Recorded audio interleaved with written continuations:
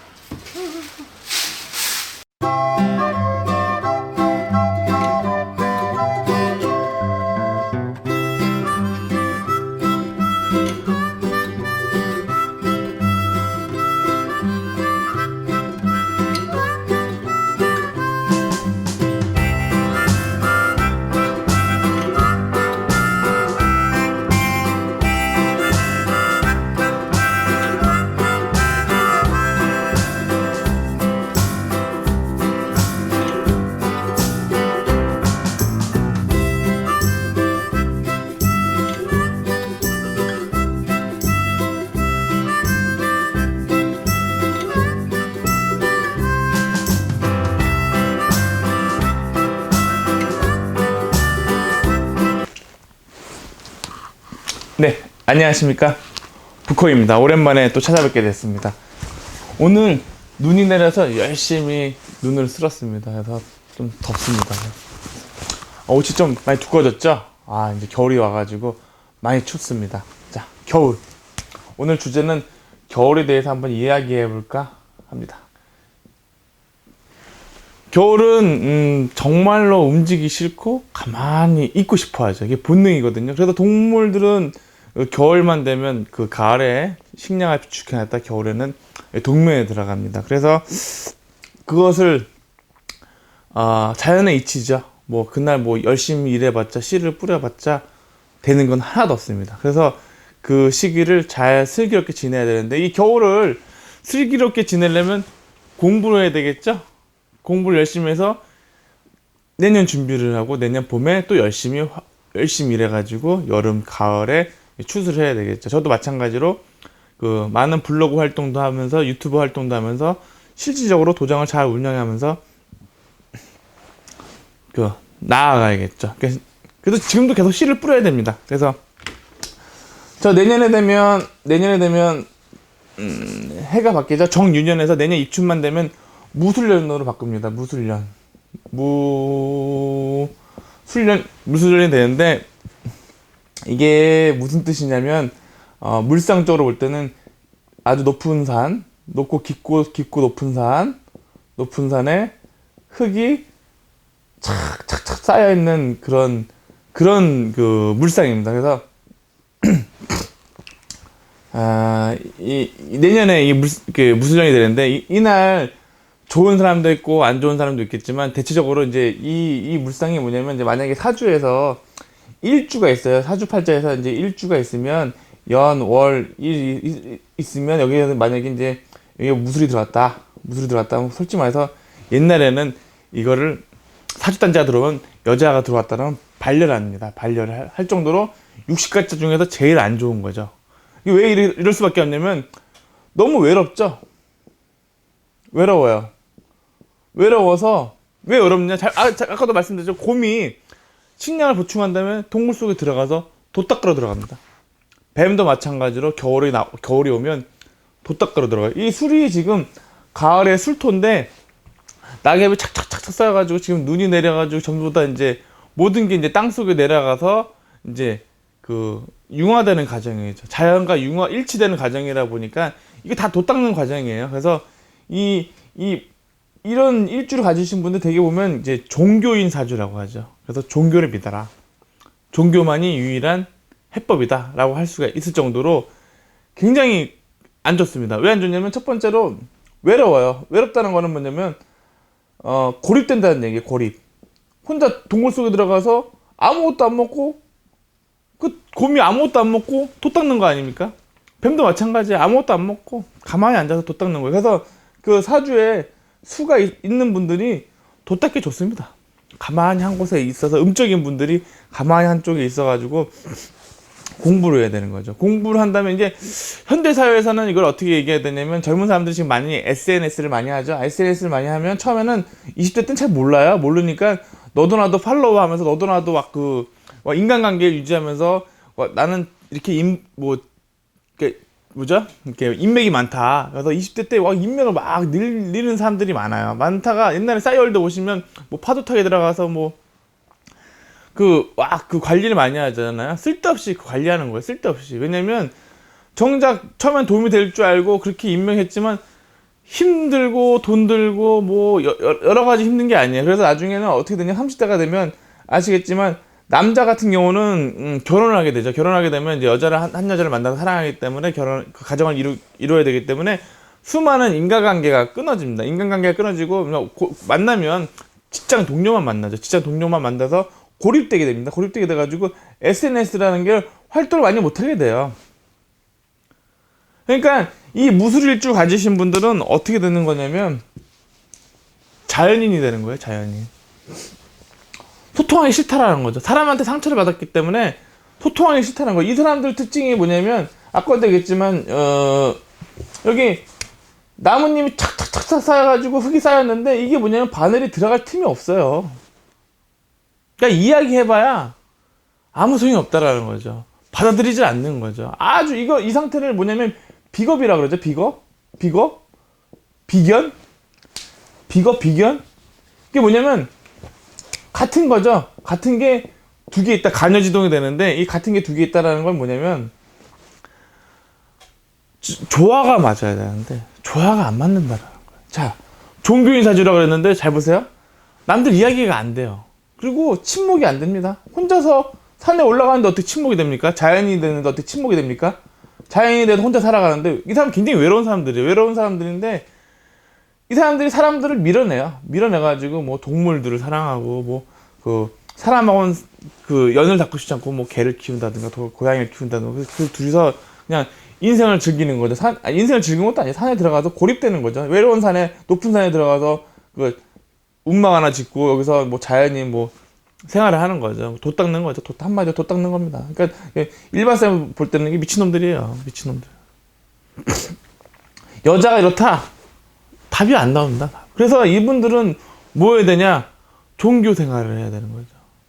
이분들은 왜 종교 생활을 하는지 간단하게 설명드린다면 대화가 안 되니까 이분들 왜 종교 생활을 해야 되냐면 대화가 안 됩니다. 대화가. 그러니까 뭐 자기의 고집이 너무 강하니까 사람이 무릎을 꿇어야 되는데 꿇질 않아요. 굉장하게 자존심이 강합니다. 그래서 고집도 세고 그래서 이런 고집은 뭐 상상할 수 없는 고집이죠. 뭐 아까도 말씀드렸지만 흙이 쌓여있는 흙이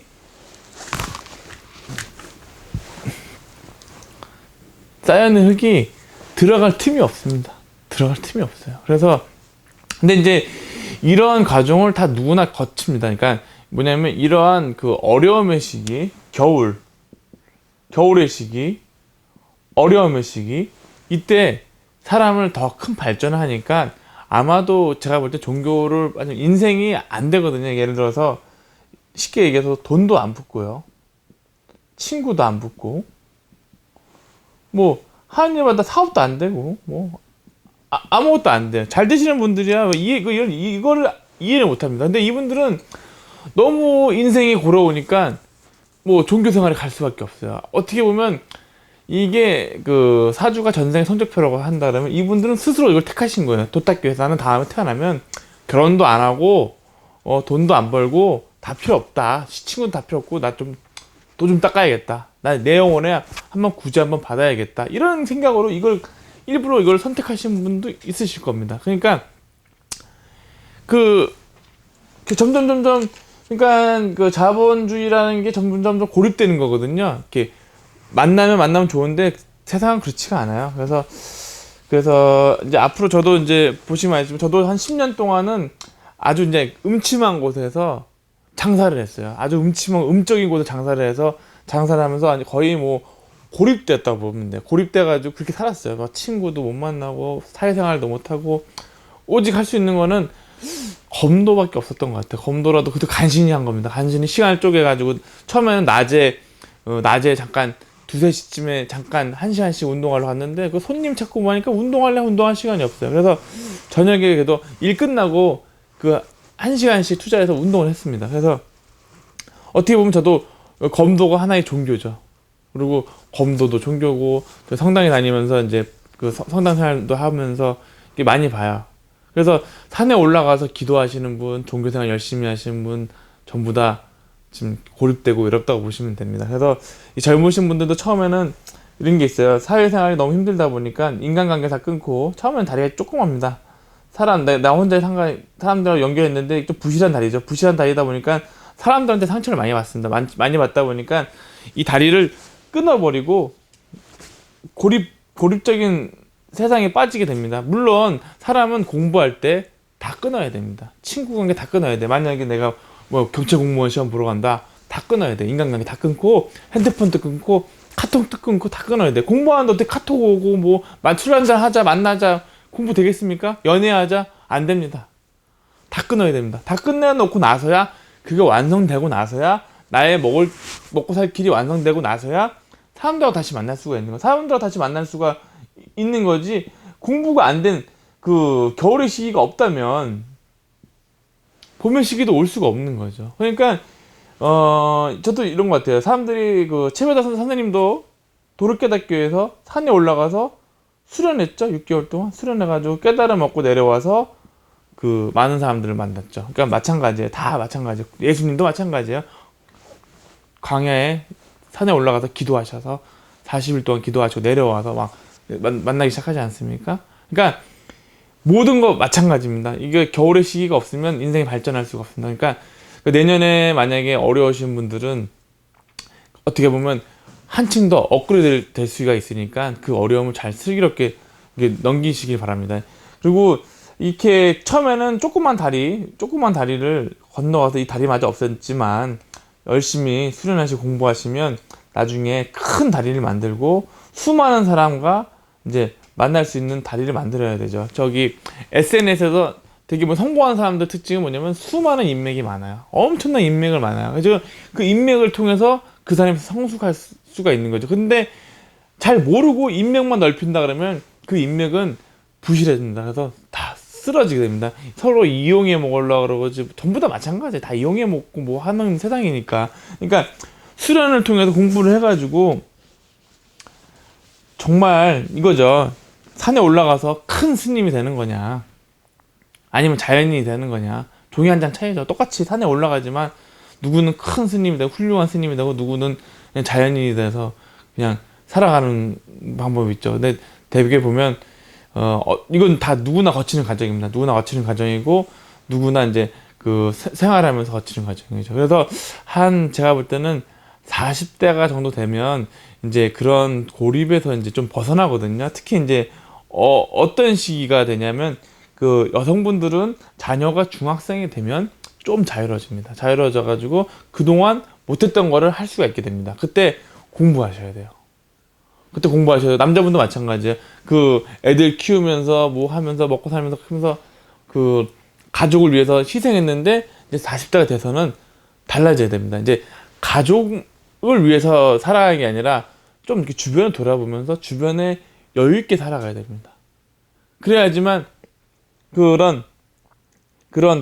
그래야지만 인생이 멋지지 않겠습니까? 40대, 50대를 그 밖에 나가서 많은 사람들을 만나면서 서로 어떻게 하면 여기 이 지역이랑 이 사회가 좋아질 수 있는가 만나고 연락을 해야 되죠. 그 전에 우리는 이런 무술의 시기를 누구나 겪어야 됩니다. 겨울의 시기 누구나 겪어야 됩니다. 제가 지금 겨울이라 말씀드렸지만 겨울이라고 가만히 있으면 안 됩니다. 겨울에는 정말 공부 열심히 하시고 독서도 많이 하시고 공부도 많이 하시고 그 나이가 들어가면서 더 공부를 하시고 수련을 해야 됩니다. 공부를 해야 됩니다. 그래야지만 내년에 이 그 무술년에 내가 그 운을 거머쥘 수가 있는 거죠. 한 해가 시작되면 사람들은 새롭게 마음을 먹습니다. 마음을 먹고 올해는 달라져야지 하고 마음을 먹죠. 그러니까 이 한 해의 운을 알아야 되죠. 그 안다는 걸 이게 뭐라고 하냐면 1년 운이거든요. 1년 운을 안다는 것은 신수라고 합니다. 그래서 신수가 화나네. 신수가 화나네. 이렇게 만들어야 됩니다. 그래서 내년에 요게 기회입니다. 위기이자 기회가 열립니다. 저는 기회로 보고 있습니다.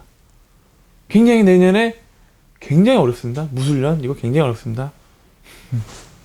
공부를 끝낸 사람들은 벌써 내년에 대비책을 다 해놨죠. 내년에 다 해놔가지고 하는데, 만약에 모르는 사람들은 굉장히 이거 어떻게 될지, 제가 아까 말씀드렸죠. 60갑사 중에서 여자분이 이사주가 딱 오면 그냥 반려한다고 굉장히 고립될 수가 있는 분들이 많다라는 거죠. 물길을 막는다라는 거죠. 물길을 막으면 어떻게 해요? 사람이 물길을 막으면 돈이 줄어든다는 얘기잖아요. 돈도 줄어들고 모든 게 줄어들고 어떻게 해요? 굉장히 위기가 오는 거죠. 그러니까 아무튼 겨울의 시기가 온다라는 거죠. 공부할 수 있는 시기가 온다라는 거죠. 그래서 한번 자신의 인생을 한번 되돌아야 봐야 됩니다. 이런 어려운 시기가 왔을 때, 내가 왜 이렇게 어려움이 왔나? 왜 어려웠나? 돌아보면서, 내가 그땐 그랬지. 그땐 내가 이랬지. 하면서 반성해야 됩니다. 저도 지금 무지하게 반성하고 있습니다. 옛날에, 생각하면 참 부끄럽습니다. 그렇지만, 이렇게 용기 내서 이렇게 유튜브를 하고, 여러분들하고 소통하는 이유는, 아까도 말씀드렸지만, 이 무술의 시기가 지나가고, 새롭게 여러분과 만나서, 연결돼서 힘을 합하는 그런 것을 해야 된다는 걸 깨닫기 때문에요. 그렇습니다.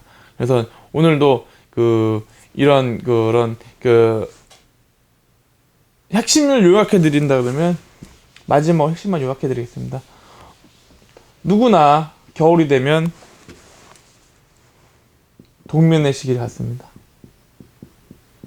모든 것을 끊고 혼자서 돌을 닦습니다. 열심히 닦아야 됩니다. 그래서 내년에 봄이 왔을 때 다시 활기차게 움직여야 됩니다. 이 겨울의 시기가 힘든 시기지만 열심히 공부해서 넘어간다면 내년에 준비된 사람은 분명히 기회를 거머쥐게 될 것입니다. 준비 안 된 사람은 내년에 굉장히 힘들어집니다.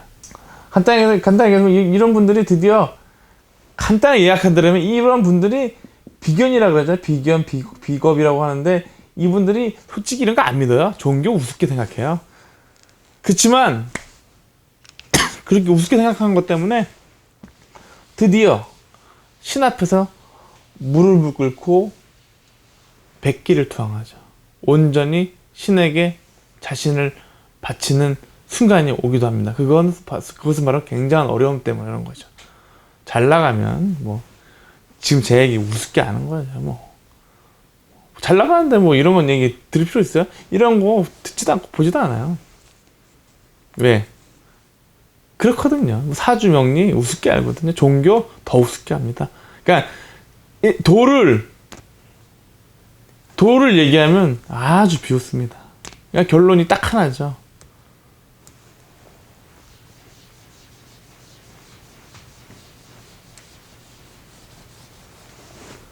무릎을 꿇게 됩니다.